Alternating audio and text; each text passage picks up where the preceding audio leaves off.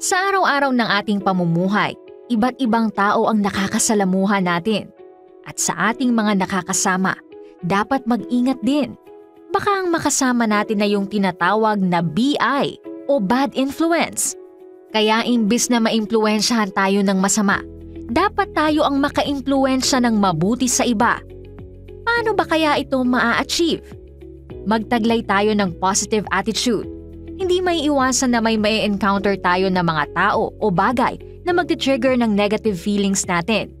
Huwag basta magpapadala sa mabibigat na emosyon at matutong huminahon. Dahil sa karaniwan ay ayaw ng mga tao ang magagalitin at negatibo.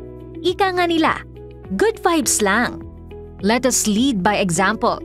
Kung may sasabihin o ipapayo tayo sa iba, siguraduhin muna natin na tayo mismo ay ginagawa ito.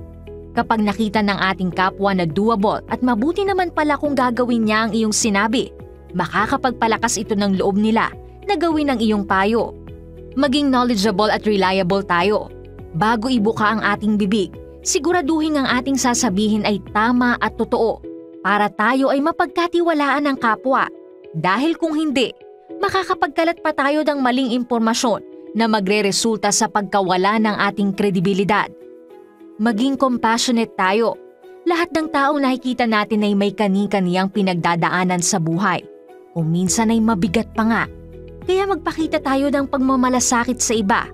At kung may magagawa tayo para makatulong sa iba, ay gawin natin kung nasa kapangyarihan naman natin na ito'y gawin.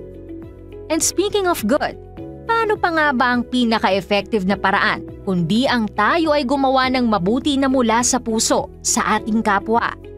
At kapag nakita nila ito, sila man ay maiimpluwensyahan din na gumawa ng mabuti. Hindi naman mahirap maging good influence sa kapwa, di ba? You can do it!